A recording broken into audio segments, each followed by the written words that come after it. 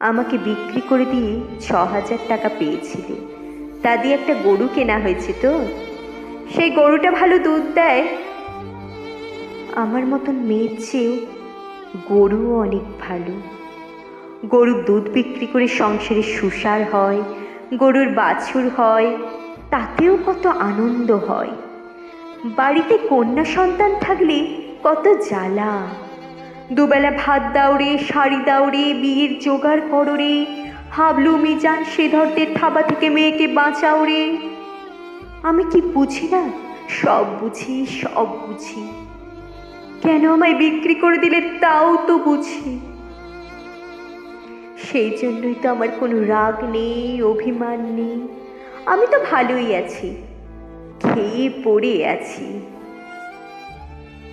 তোমরা ওই টাকায় বাড়িঘর সারিয়ে নিও। ঠিক ঠিক।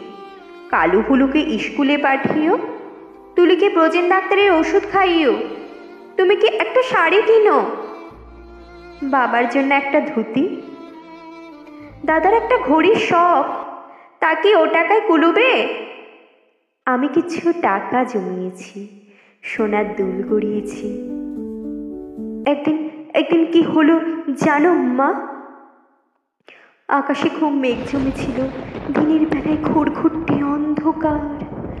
মনটা হঠাৎ কেমন কেমন করে উঠল।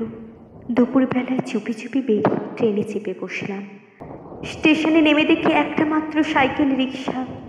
খুব ইচ্ছে হলো একবার বাড়িটা দেখে আসি। রথতলার মোড়ে আসতেই কারা যেন চেঁচিয়ে উঠল, কে যায়, কে যায়? দেখেছি হাবলু শ্রীধরদের সঙ্গে তাস খেলছে দাদা।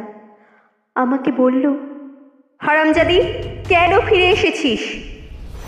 আমি ভয় পেয়ে বললাম, ফিরে আসিনি গো, থাকতেও আসিনি, হ্যাঁ একবার একবার শুধু দেখতে এসেছি। হাবলু বলল, এটা একটা বেবুসে মাগি। কি করে জানলো বলো তো? তাকে আমার গায়ে লেখা আছে। আরেকটা ছেলে, চিনি না, বলল, ছি ছি ছি, গায়ের বদনাম। হাবলু রিক্সাওয়ালাকে চোখ রাঙিয়ে বলল, ফিরে যা। আমি বললাম, দাদা আমি মায়ের জন্য কটা টাকা এনেছি আর তুলির জন্য। দাদা তেলে এক চড় কষালো আমার গালে।